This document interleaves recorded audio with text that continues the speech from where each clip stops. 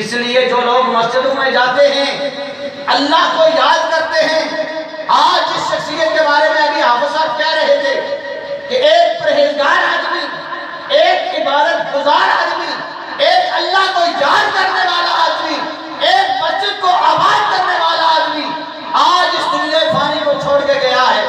یقیناً ہم رب سے یہی امید رکھتے ہیں، یہی یقین رکھتے ہیں کہ اللہ ہم سے راضی ہو گیا ہوگا اور انہیں جنت عطا فرما دی ہوگی۔ کیونکہ ایک بات یہ بھی یاد رکھیے گا، جنت ملنا بھی یہ کسی کی کمال کی بات نہیں ہے، یہ بات بھی اس سے ملتی جلتی ہے۔ بات یہ بتا یہ کہتا ہے نا مجھے جنت ملے گی مجھے نمازوں کی وجہ سے، مجھے جنت ملے گی روزوں کی وجہ سے، مجھے جنت ملے گی حجوں کی وجہ سے، مجھے جنت ملے گی زکات کی وجہ سے۔ نہیں نہیں، مجھے اور آپ کو جنت ملے گی رب کی رحمت کی وجہ سے۔ ہر بندہ اس بات پر امید رکھے کہ ہمیں جنت ملے گی تو رب کی رحمت سے ملے گی، رب کی رحمت پر امید رکھو۔ نمازوں پر بھروسہ نہیں، زکاتوں پر بھروسہ نہیں، حجوں پر بھروسہ نہیں، ہمیں بھروسہ ہے تو رب کی رحمت پر بھروسہ ہے کہ رب کی رحمت سے اللہ تعالیٰ ہمیں جنت عطا فرما دے گا۔ اس بھروسے پر ہم بیٹھے ہوئے ہیں، اس بھروسے پر ہم دنیا قائم ہے کہ اگر ہمیں جنت کے حقدار بنیں گے تو رب کی رحمت کی وجہ سے بنیں گے۔ اور بعض اوقات انسان کی چھوٹا سا عمل بھی، لیکن وہ ہو سکتا ہے وہ کون سا ہو، لیکن وہ کرنے کے بعد اگر غرور و تکبر آ گیا۔ میں جمعہ کے خطبہ میں یہ کہہ رہا تھا کہ نماز نام ہی کس چیز کا ہے؟ عاجزی اور انکساری کا۔ نماز نام ہے عاجزی اور انکساری کا۔ جب بندہ نماز کے لیے کھڑا ہوتا ہے تو بندے کے دل میں یہ خیال ہونا چاہیے کہ مولا میں نے دنیا کو چھوڑا، دوستوں کو چھوڑا، بچوں کو چھوڑا، بھائیوں کو چھوڑا، بہنوں کو چھوڑا، بیٹیوں کو چھوڑا، تیری بارگاہ میں کھڑا ہوں، اور اس کے بعد میں نے رکوع کرنا ہے اور اس سے بڑھ کر جو کام کرنا ہے، جو کام میں کسی اور کے لیے نہیں کرتا، صرف تیری رضا کے لیے، تیری خوشنودی کے لیے کرتا ہوں، وہ ہے سجدہ۔ میں نے اپنی جبین نیاز کو تیری بارگاہ میں جھکا دیا ہے، میرے بیڑے کو پار کرنا مولا تیرا کام ہے، میری قسمت کو سنوارنا تیرا کام ہے۔ عاجزی اور انکساری ہونی چاہیے انسان کے دل کے اندر۔ غرور و تکبر آ گیا، نماز کی وجہ سے آ گیا۔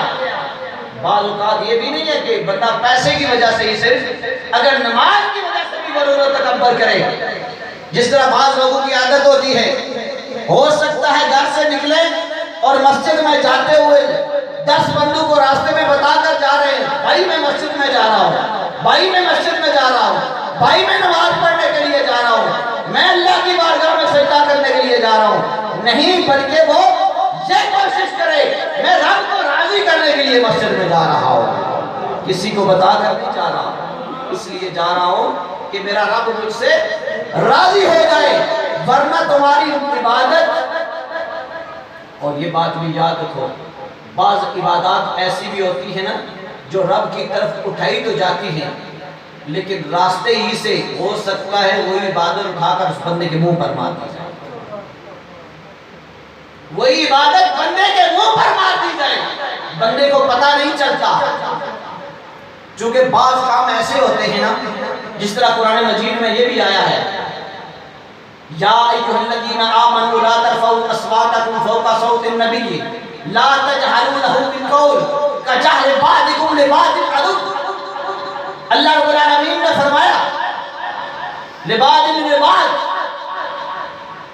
کہ اے ایمان والو اپنی آوازوں کو نبی کی آواز سے اونچا نہ کرو، اپنی آواز کو نبی کی آواز سے اونچا نہ کرو۔ جس طرح آپس میں بازو سے بات کر رہے ہوتے ہو نا تو آواز تمہاری اونچی ہو جاتی ہے۔ بعض بندوں کی عادت ہوتی ہے کہ جب وہ گفتگو کرتے ہیں نا تو وہ اپنا دبدبا بڑھانے کے لیے، اپنا رعب ڈالنے کے لیے کسی کے سامنے اونچی آواز سے بات کرنا شروع کر دیتے ہیں۔ اس میں بھی اگر غرور و تکبر آ نبی کی بارگاہ تو ایسی بارگاہ ہے نا کہ جہاں اس ذرا سی بھی آواز ایسے اونچی ہوگی ویسے ہی اونچی ہوگی. تو اللہ رب العالمین نے فرمایا وَأَنْتُمْ لَا تَشْعُرُونَ، تمہیں شعور بھی نہیں ہوگا، تمہیں پتہ بھی نہیں چلے گا، تمہاری عبادت تمہارے منہ پر مار دی جائے گی، عبادت رائگاہ کر دی جائے گی. اس لیے آج کی محفل میں یہ سیکھ کر جاؤ، بیٹھے ہم کی سال ثواب کے لیے ہیں، اسلام کی سال ثواب کے لیے اور والدین کی شان کے اوپر. قبلہ حافظ صاحب نے بھی، حافظ شفیق صاحب نے بھی یہ چیز بیان کی ہے کہ والدین کی شان کیا ہے اور اس کی عظمت کیا ہے. آج ہم بھائی فیصل صاحب اور ان کے والد گرامی جو کہ میری جو ان کے سے ملاقات رہی ہے، تھوڑی بہت رہی ہے یا زیادہ رہی ہے، ان کو میں نے اچھا ہی پایا ہے. اور نبی کریم صلی اللہ علیہ وسلم کا فرمان بھی ہے کہ وَأَنْتُمْ، اللہ تعالیٰ کا فرمان بھی ہے، اللہ تعالیٰ فرماتا ہے وَأَنْتُمْ شُهَدَاءُ فِي الْأَرْضِ، تم زمین پر گواہ ہو. جب تم اچھی گواہی دے تو اللہ کی بارگاہ میں وہ گواہی تمہاری قبول کی جائے گی، اس بندے کی آخرت کو ثواب دیا جائے گا. اور میں آپ کی موجودگی میں یہ گواہی دے رہا ہوں کہ جو میری ان کے ساتھ ملاقات رہی ہے، اچھی ملاقات رہی ہے، اچھی گفتگو رہی ہے، اور حافظ صاحب کی زبان سے آپ نے سن چکے ہیں کہ وہ نمازی اور پرہیزگار تہجد پڑھنا کوئی معمولی بات نہیں ہے. دیکھیں نا، میں اور آپ جب صبح اٹھتے ہیں، ہو سکتا ہے بعض اوقات بندہ نماز کے لیے بھی بڑا مشکل سے اٹھتا ہے، بندہ نماز کے لیے بھی بڑا مشکل سے اٹھتا ہے، لیکن بعد میں پہلے کر چکا ہوں تہجد بھی پڑھے جائیں، عبادات بھی کی جائیں، ریاضات بھی کی جائیں، خدا کو راضی کرنے کے لیے جو بھی ہو سکتا ہے وہ کیا جائے، لیکن ادب کے دامن کو نہیں چھوڑنا ہے. کیا بتا رہا ہوں؟ ادب کے دامن کو نہیں چھوڑنا. دیکھیں سلطان محمود غزنوی رحمت اللہ تعالیٰ علیہ بہت بڑے جلیل القدر بادشاہ گزرے ہیں. ان کا ایک غلام تھا ایاز جس کا نام تھا. میری اس بات پر توجہ کرنا اور سوچنا کہ کس قدر ادب کرنا اولیاء کاملین ضروری سمجھتے ہیں، اولیاء کاملین ادب کرنا ضروری سمجھتے ہیں. جو اللہ کے ولی ہوتے ہیں ایک بادشاہ ہونے کے باوجود ادب کا تقاضا کس طرح پورا کر رہے ہیں. میں اور آپ سبھی ہو سکتا ہے کتنی مرتبہ حضور کا نام بھی اور کسی بندے کا نام بھی جو محمد نام ہوتا ہے کسی بندے کا، ہم بے وضو لے لیتے ہیں. لیکن جہاں پر اس بات کو ذرا غور سے سننا کہ سلطان محمود غزنوی نے اپنے غلام کے بیٹے جس کا نام محمد تھا،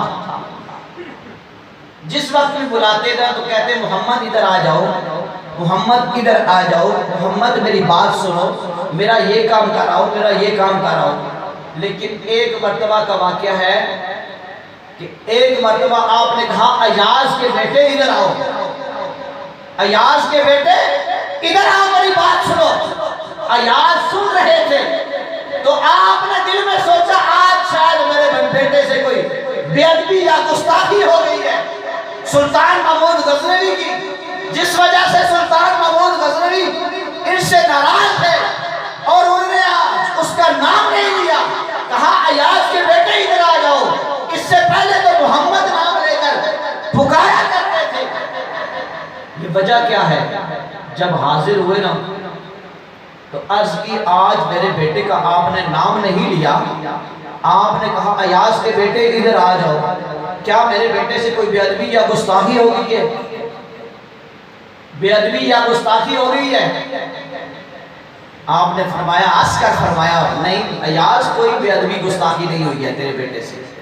تیرا بیٹا تو بڑا اچھا ہے، بڑا نیک ہے، بڑا ادب و احترام کرتا ہے، تیرے بیٹے نے کوئی غلطی نہیں کی ہے. لیکن یہاں پر میں یہ بتانا چاہتا ہوں کہ جس وقت میں آپ کے بیٹے کو بلا رہا تھا اس وقت میں بے وضو تھا. میں نے کہا میں اب بے وضو ہوں، سرکار کا نام اس کے نام کے ساتھ لگتا ہے، محمد نام لگتا ہے تو میں بے وضو سرکار کا نام نہیں لینا چاہتا تھا، سرکار کا نام بے وضو لینا بھی گوارا نہیں، اور انہی لوگوں کو پھر اللہ رب العالمین عظمت عطا فرما دیتا ہے، انہی لوگوں کو شان عطا فرما دیتا ہے، انہی لوگوں کو مقام عطا فرما دیتا ہے، اور دنیا والوں کے دلوں کو ان کی طرف موڑ دیتا ہے۔ آج اولیاء کاملین کی بارگاہ میں ہم کیوں حاضر ہوتے ہیں؟ ان کے مزارات پر کیوں جاتے ہیں؟ کیا وجہ ہے؟ ان کے پاس پیسہ زیادہ تھا، دولت زیادہ تھی، اس وجہ سے کائنات کا مال زیادہ تھا۔ مجھ سے بڑے بڑے آدمی یہاں پر موجود ہیں جنہوں نے اپنی زندگیاں گزار دی ہیں، بڑی لمبی لمبی زندگیاں گزاری ہیں انہوں نے۔ آپ بتا دیجئے کتنے بادشاہ اس دنیا میں ہو کر گزر گئے ہیں؟ بعض ایسے بادشاہ بھی ہیں جو شاید 100 صدی سے، یعنی ایک سال پہلے، ایک صدی پہلے سے وہ فوت ہوئے، ان کا نام بھی لوگ بھول چکے ہیں۔ لیکن حضور حضرت داتا صاحب کے بارے میں میں نے پچھلے سال غالباً پڑھا تھا کہ 950 سال ہو گئے اس دنیا سے پردہ فرمائے ہوئے، آج بھی ان پر کی قبر پر جاؤ، رات کے 2 بجے بھی میں گیا ہوں، الحمدللہ 3 بجے بھی گیا ہوں، 1 بجے بھی گیا ہوں، جس وقت بھی گیا ہوں وہاں اللہ کا کلام پڑھا جا رہا ہے۔ کس وجہ سے پڑھا جا رہا ہے؟ انہوں نے ادب و احترام کا دامن نہیں چھوڑا، خدا اور اس کے رسول کو نہیں چھوڑا، آج اللہ کے بندے ان کا ذکر کر رہے ہیں۔ مزارات پر کیوں؟ یہ رونقیں لگی رہتی ہیں، اور جو نبی کا احترام کرتا ہے اللہ تعالیٰ اس کا مقام بلند کر دیتا ہے۔